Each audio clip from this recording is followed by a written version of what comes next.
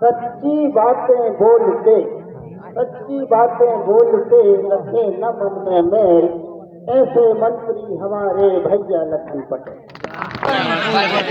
शासकीय उच्चतर माध्यमिक विद्यालय जेरठ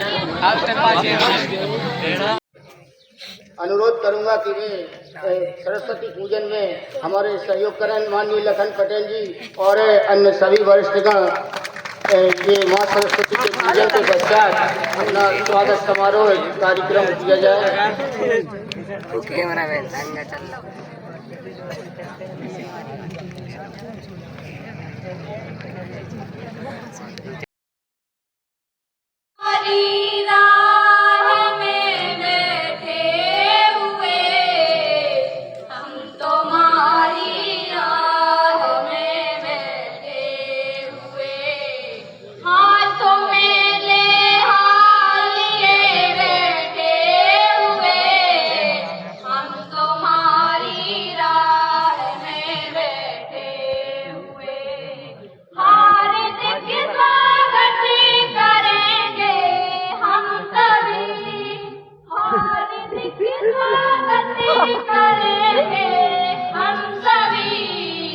आने को मिटने न देंगे हम कभी, जाने को झुकने न देंगे हम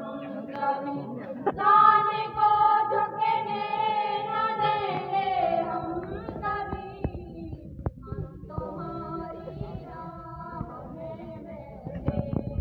हे सरस्वती मैया मुझे कोई ऐसा वर दे, मेरे कंठ में आ जाओ, नित नित नए नए स्वर दे। हे सरस्वती मैया मुझको ऐसा वर दे, मेरे कंठ में आ जाओ, नित नित नए नए स्वर दे। माँ ज्ञान की ज्योति से अज्ञान हरो मेरा, पावन गंगा जल सा कर दो हृदय मेरा, अनुपम अद्भुत विद्या मेरे अंतस में भर दो। हे सरस्वती मैया मुझको ऐसा वर दो।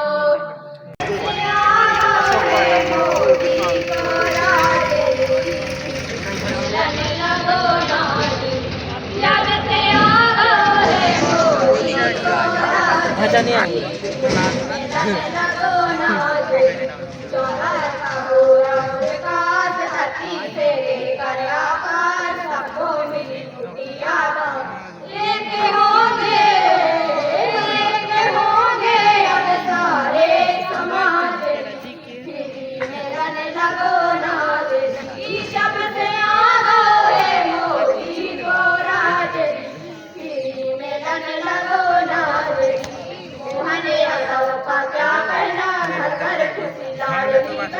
महिलाओं को आगे भूल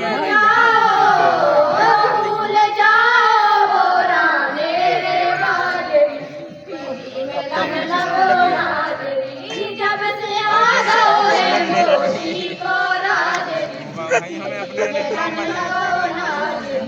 चर्चा हुई गाँव भर में, रखे न मन में कोई मेल, ऐसे भैया लखन पटेल।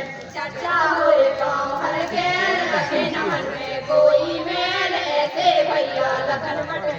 इनके लाने इनके लाने सब समान, मिलन लगो नाजरी, जब से आ गए मोदी को राज, मिलन लगो नाजरी। आज के साइकिल वितरण कार्यक्रम के अवसर पर मंच पर विराजमान मंडी के अध्यक्ष पूर्व आदरणीय खड़गराम जी, पूर्व सरपंच आदरणीय गंधर्व सिंह जी, पूर्व बीडीसी आदरणीय रणधीर सिंह जी, टीकाराम जी, बाजू के पंचायत के सरपंच लक्ष्मण जी, इस ग्राम के बीडीसी महोदय, मिर्जापुर के सरपंच जी अजीत जी, बिलानी के सरपंच महेंद्र जी, आदरणीय पांडे जी, आदरणीय हमारे युवा मोर्चे के नरसिंहगढ़ मंडल के अध्यक्ष, नरसिंहगढ़ में नहीं आता, अच्छा पटेल, नरसिंहगढ़ मंडल के अध्यक्ष जी, बीडीसी भाई नीलेश जी, युवा मोर्चे के मंडल के अध्यक्ष भाई बल्लू भैया, पार्टी के वरिष्ठ नेता आदरणीय देवेंद्र बागड़ा जी, आदरणीय ख्या जी, डब्बू भैया और ग्राम के सरपंच जी, सभी उपस्थित सभी ग्राम के बुजुर्गवान, युवा मित्रों, साथियों, सभी शिक्षकगण, अधिकारीगण और प्यारे प्यारे बेटे और बेटी, सभी के लिए अभी 1100 दीपावली निकली है। सबके लिए दिवाली और 11 की बहुत बहुत हार्दिक शुभकामनाएं।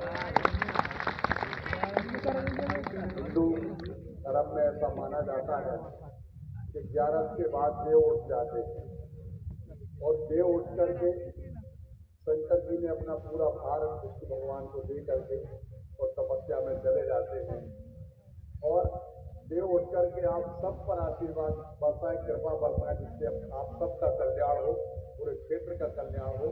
ऐसी मैं प्रभु से कामना करता हूँ। इस बात से आप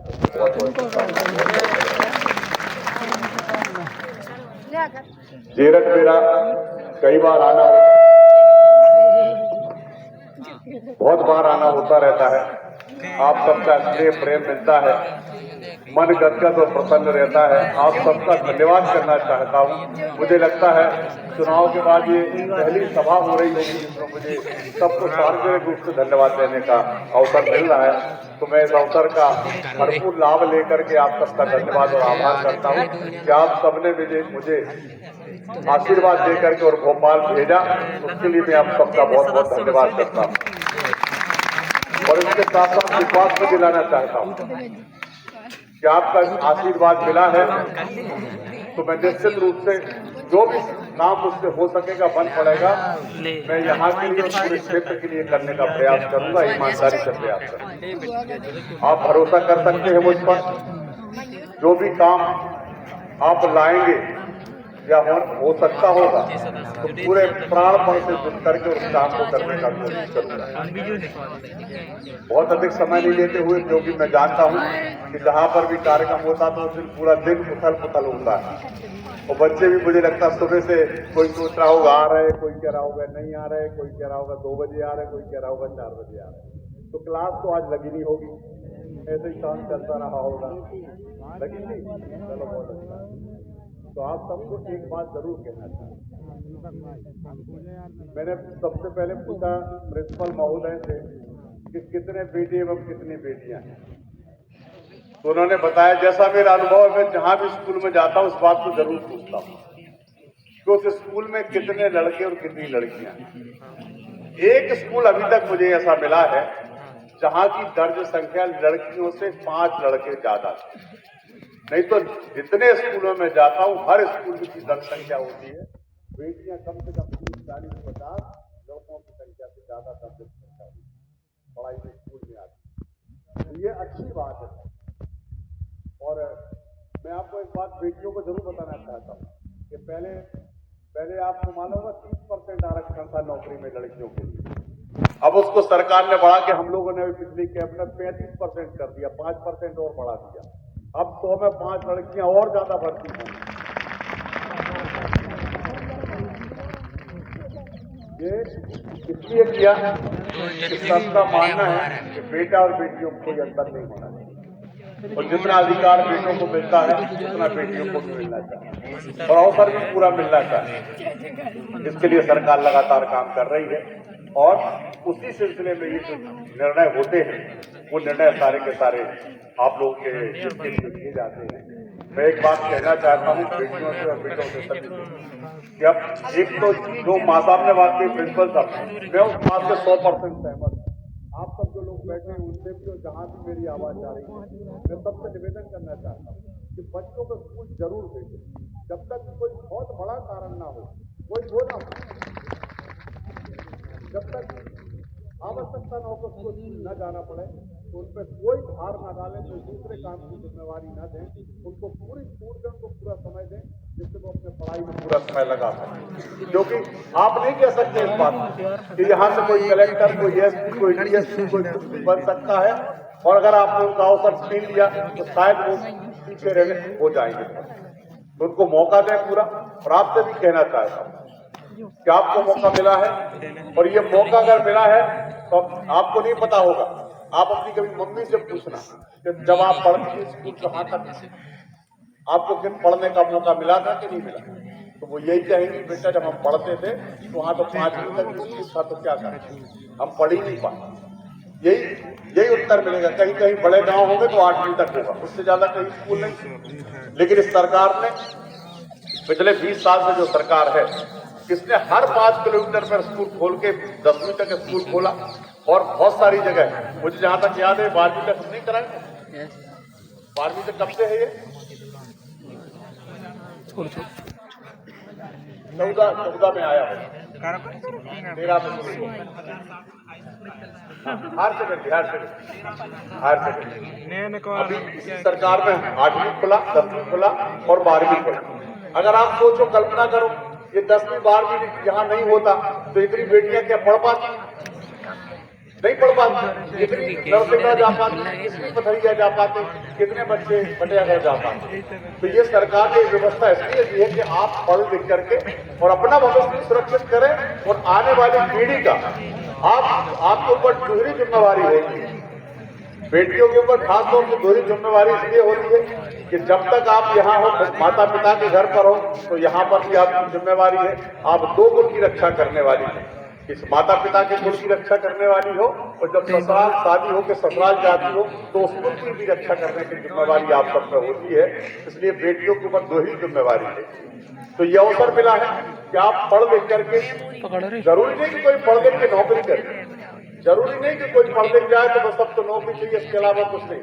पढ़ लिख करके आदमी अच्छा जीवन भी व्यतीत कर सकता है। सोच समझ सच्ची बातें बोलते, सच्ची बातें बोलते रखे न मन में मैल, ऐसे मंत्री हमारे भैया लखन पटेल। तो मैं अब सभी उन बालक बालिकाओं से निवेदन करूंगा, उनके अभिभावक से निवेदन करूंगा कि अपनी साइकिल के पास में हमारे शिक्षक महोदय ये इस कार्यक्रम में सहयोग करें, साइकिल वितरण का कार्यक्रम। सभी लोग, सभी बच्चे जो हैं जिनको जो साइकिल अलॉट हुई है उस साइकिल को, हाँ पहले बैठे रहो। मंत्री जी टॉफी बांटेंगे, आप सबको टॉफी खिलाएंगे, स्वागत करेंगे। धन्यवाद माननीय मंत्री जी। सभी बच्चों को टॉफियां वितरित करते हुए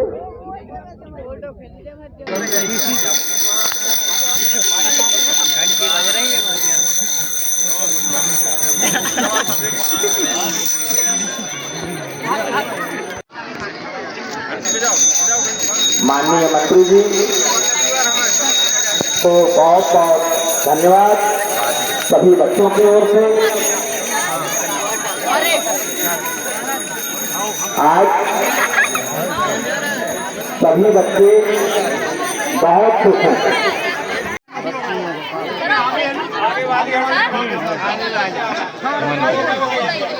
चलो